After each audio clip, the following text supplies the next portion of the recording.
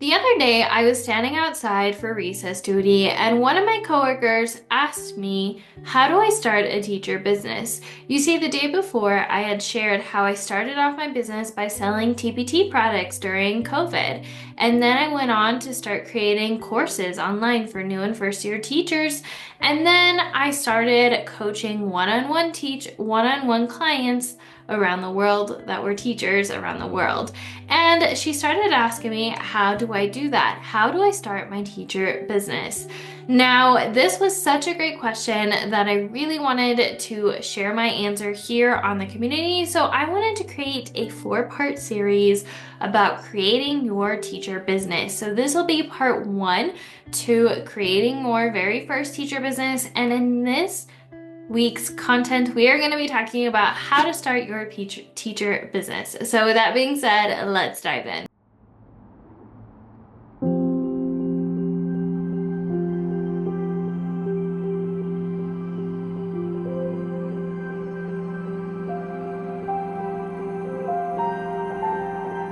Now, a little bit about me if you're new here. Hi, my name's Helena, the creator of The Present Teacher, and I've been around for around when COVID started. You see, the year that COVID started, I had just started, I was in my second, third year of teaching, and I had finally figured out systems to get me to consistently leave at contract time. And what I found was this left me a lot of free time. I was bored, I was looking for ways to kind of do other things other than teaching.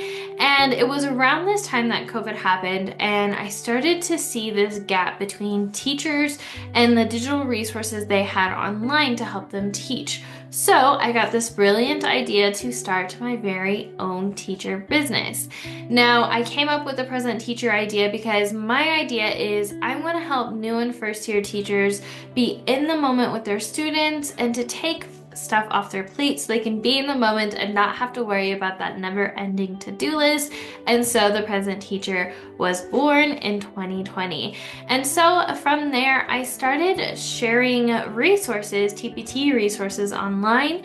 After doing that for a couple of years and seeing some income coming in, I mostly started selling kindergarten digital products. I even made my very own clip art, which looking back now is kind of cute. And after I had this TPT store for a while, I then decided to dive into courses. I wanted to really narrow down and dive into helping new and first year teachers with their teacher business so that way they can show up thriving in the classroom and in life. And I really wanted to help them bridge the gap between feeling burned out and debating whether or not to leave their first couple of years of teaching to being in a place where I am, where they have so much free time that they can dedicate it to things that they love, like this community I have built online. So that's when I started diving into courses.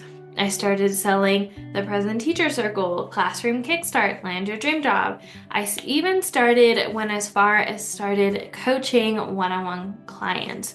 So that's a little bit background about me. So with my background in mind, here's the big question. Should you start a teacher business? Here are some things to consider if you are contemplating whether or not you want to start a teacher business. And the main thing is, what do you want to do? Because the reality is, I wouldn't have started The Present Teacher if I didn't have the passion, the drive, and the desire to create it. If someone told me I should create a business, I probably wouldn't have been as dedicated as me personally just wanting to do it. And my thoughts are your desires are safe guidance, meaning whatever you desire to do, that's a nudge from God, the universe, whatever you believe in, showing you how to get closer to that end goal you're kind of going for. So with that in mind, what do you want to do? If you want to create a teacher business, then that's a clear sign that you absolutely should, in my personal opinion. Despite what you might find online, I believe that anyone who wants to create a teacher business very much has the right to do so, and I think it's a great idea for you to do. So, one thing that I want to ask you is, if no one could be mad at you, if nobody was going to judge you, if nobody even knew about it, and you could just magically help anybody in the world, who would you help? Who would you want to spend your days with? Who would you want to, talk to online? Who would you want to send emails to? Who do you want to help? Do you want to help maybe a completely different industry? Like, I don't know, accounting? Do you want to take on like a baking business where you start baking on the side? Or do you want to help teachers? And if it's teachers, what kinds of teachers? Are you passionate about second language learners? Are you passionate about, I don't know, students who are needing some support with disruptive behavior in an elementary setting? Are you passionate about helping high school math teachers? Who is it that you're excited to help? And you could literally spend all day talking to them and they feel like your best friends. When I thought of this question, the first answer I came up with was new and first year teachers. My first year of teaching, I honestly contemplated quitting in December, even though I had a master's program, just because the sheer volume and expectations of teachers. And so what I wanted to do is I really wanted to be that mentor and to really help first and new teachers in the teaching world in ways that I never really got. And also, I really wanted to help them not make the same mistakes or to get to where I finally ended up a little bit faster. I wanted to be that person. And also, whenever I had and a great way to think about this is think of a typical day and things that excite you. So for me, whenever I have a student teacher or someone coming to observe me, I love it. I love when my coworkers who are newer are asking me classroom management questions about how I'm planning, 4 weeks out in advance. I love doing that. So I knew this was kind of where my personal niche or my personal idea of who I wanted to help was going to be. It was helping new and first year teachers. So ideally teachers who are maybe 5 years younger than me. And that was really where the present teacher started. So coming back to the question, if no one could be mad at you and no one was going to judge you, who would you want to help? What would you do? So now that we talked about should you start a teacher business, let's talk about what should your business be about. Now you're going to find as you go down the teacher business world, this thing called a niche. Now a niche is someone or something that you want to help in your business.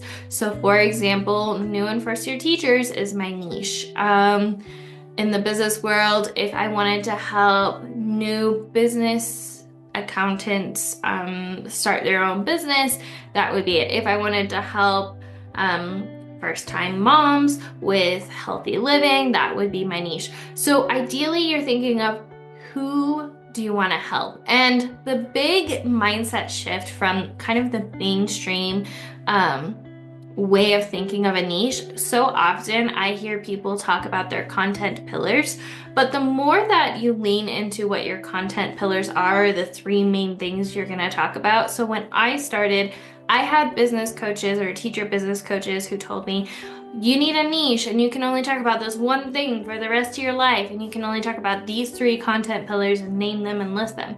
While yes, that might have been helpful for me to get clear on which areas I wanted to help with, I quickly realized that I am my niche. I'm going to have different interests and that is totally fine. But I made sure that it was kind of related to the underarching umbrella. So for example, I help new and first year teachers. My three main niches when I started was classroom management, lesson planning, and organization. But along the way, I found that new and first year teachers actually need help with getting their first job. So I kind of branched off to that direction. And then I quickly realized that teachers are going to need help with setting up their classroom for the first time. So I branched into that. And so really there's a lot of different topics you can talk about and there's nothing wrong with that.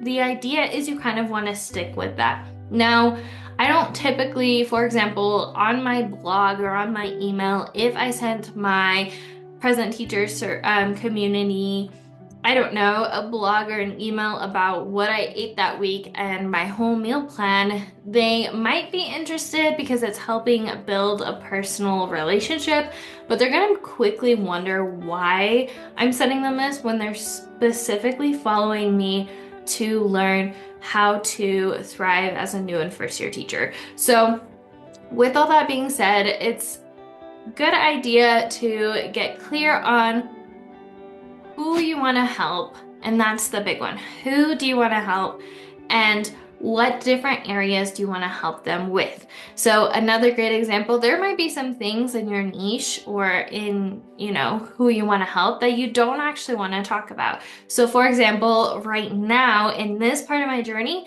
I personally don't create content for student teachers. It's not that I don't like student teachers, it's just not where my passion is. And I know there's some other amazing coaches out there for student teachers, but it's not what I'm passionate about, and that's okay. I would rather focus on things like classroom management, landing your job, stuff like that, instead of going towards that area. So it's totally fine to have areas that you do want and don't want. So with that being in mind, here are some questions to think about in your journal. Number one, who do you help? If nobody could be mad at you and you couldn't get in trouble, who would you want to help? Who would you want to hang out with all day? And then what are some areas you would like to help them with? What are some things that excite you if your coworkers ask you for help, or your family or your friends? Or if it's more of a product base, maybe it's making jewelry. Who do you want to create jewelry for? And then what kind of materials do you want to? But what are some things you enjoy helping that person with? Or what are some supplies you enjoy creating with if you are going to be a product based?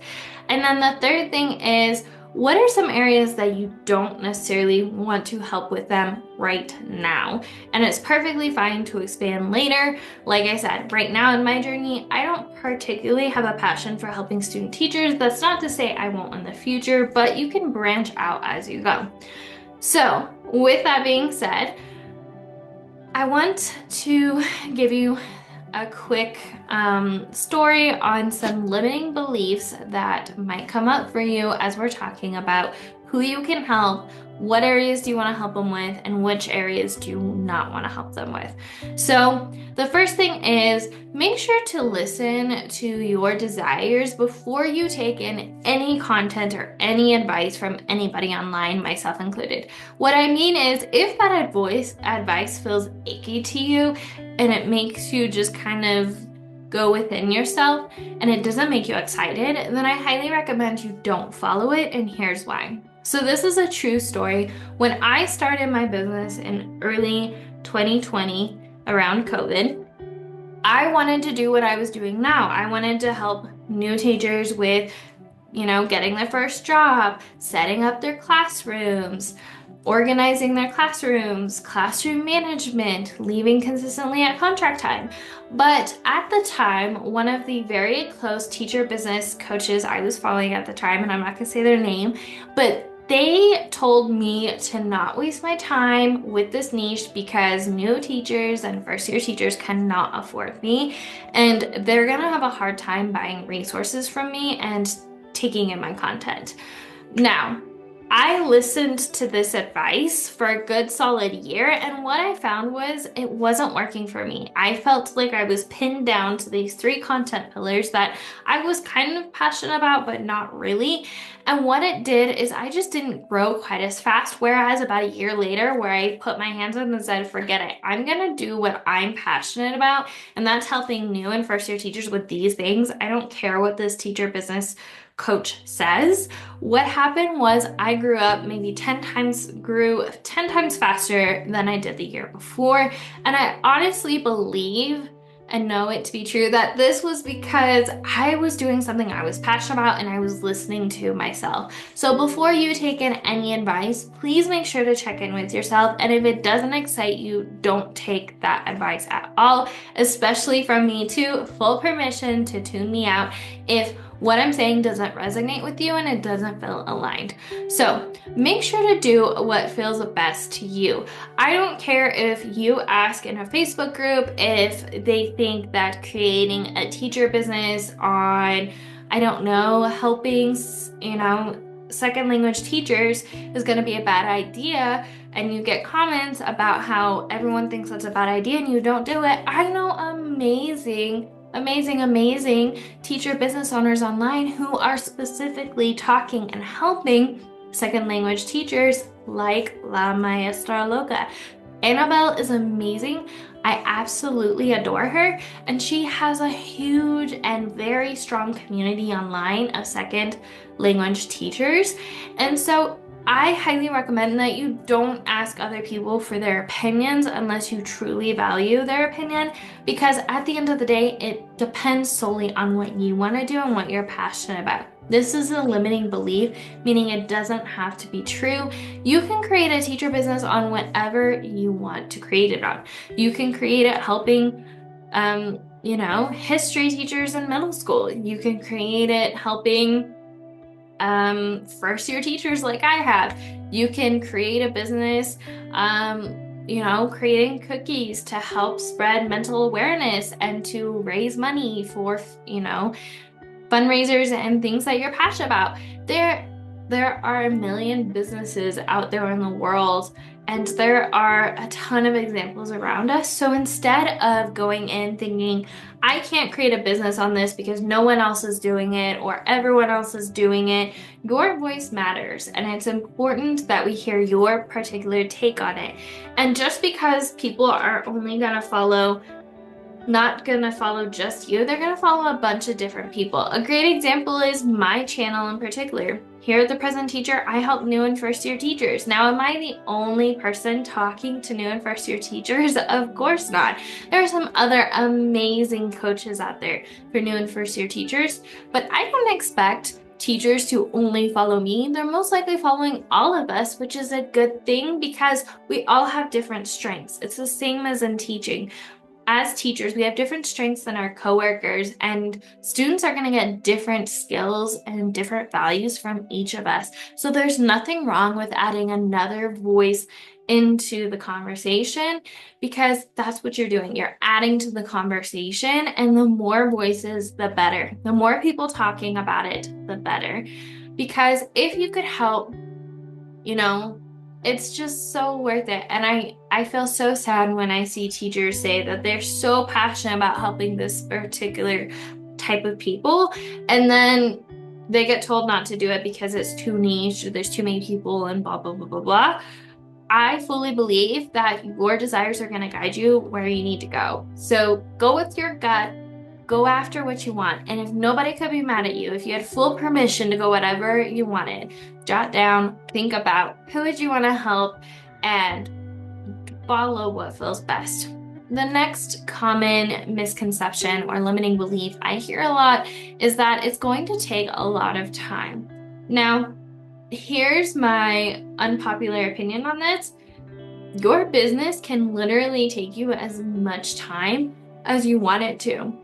Throughout my teaching career and throughout my teacher business, I had phases of my life where I was really excited to dedicate more time to my business, and I had other seasons where I didn't have as much time to dedicate to my business, and that's totally okay. The whole idea was I had to get crystal clear on what I wanted from my teacher business and what I desired to do in my business, and go from there. So a great example is when I was new, I didn't dedicate a lot of times to creating a YouTube channel, which I didn't have, a podcast, all that stuff. I specifically just dedicated time to creating TPT products. And that was because at the time I needed those resources in my own classroom. So I thought, why not post them online so other new teachers can get them too? Then after that, I kind of had more time, and I had figured out how to consistently leave at contract time and to not take work home on the weekends. And my husband, then boyfriend, was working a couple hours later than I was. I really wanted a hobby, and I really wanted to pour and dedicate more time into my business. So that's when I started my podcast channel, my newsletter. After that, I had even more time. After things got easier, I started my YouTube channel. I started sharing more on Instagram and TikTok and everything in between. So my point is, your desires are safe guidance. I am so tired of all the misinformation I'm seeing online about how you have to dedicate a ton of hours and you have to work 80 hours. There have been years like this last year where I dedicated way less time in my business than I ever have. And I've, you know, reached way more teachers than I ever have, but I've also made income-wise way more teachers than I ever have. So with all that being said, make sure to keep those different limiting beliefs in mind. So, to wrap this up, we talked about how to start your teacher business. So at first we talked about should you start a teacher business? Then we talked about what should my business be about? After that, we talked about some limiting beliefs I often see new and first year teachers or just teachers in general run into when they're starting their very own teacher business. So with that being said, I'm gonna give you some homework because, well, I'm a teacher and why not? So here are some questions I want you to ask yourself before you move on to part 2 or you tune in to part 2 of this creating your very own teacher business series. So the first one is, if nobody could be mad at you, who would you want to help in your teacher business? What are you passionate about? Number 2, if nobody could be mad at you, what kind of life would you want to live? Would you want your teacher business to pay for your morning coffee? Would you want to get emails throughout the day from people on your newsletter thanking you for that email you sent earlier in the day? What does your life look like? What do you want? What kind of life do you want to have? And again, don't hold back. Nobody's here to judge you. Take some time to think about it and give yourself permission to take that space and take that time to really think about it, because that's really going to help you step in the steps coming up. So who do you help? And if nobody could be mad at you and you couldn't get in trouble, what kind of life would you want to live? What kind of business? What does your day look like? What do you want? What do you want your business to achieve? Do you want it to pay your Netflix bill every year? Or do you want to have enough saved so you can, stay home and spend maybe an extended maternity leave with your newborn baby? There are no wrong answers here. And if you start to question whether or not this is possible for you, I want to invite you to go out into the world and find proof that this is possible for you. So a great example for this is, at the time, I couldn't really find very many teachers sharing for new and first year teachers when I first started. So I started looking at teachers who were sharing anything online and were still teaching full time, and I use them as inspiration. If it's possible for them, it's possible for me too. The only difference between you and a teacher who is making their salary, getting all the comments about how great their stuff is, who is selling a bunch of resources, making a huge impact. The only difference between them and you is they have had the time. They started and they had the time to figure out what works for them to get to where they are now. It's not whether or not you can make it or not, it's that decision to start. So with that being said, I have a question for you. Who are you going to help with your business? Feel free to drop them in the comments or to send me a DM. I would love to chat. And I know that starting your very first teacher business can be a bit overwhelming. Make sure to subscribe wherever you're tuning in, because in the coming weeks, I'm going to be sharing more information on how you can start your very own teacher business. So, and also to kind of give you a step up in this whole process, I wanted to create a guide that walks you through the top questions I get in regards to setting up your very first teacher business. And I might link to a future podcast episodes and blog posts and everything else, so you can refer back to them whenever you need. All right, that wraps up everything about whether or not you should start your very own teacher business. I hope you found that helpful. As always, remember, we are stronger together, and I'll see you in the next one, Teacher Bestie. Bye.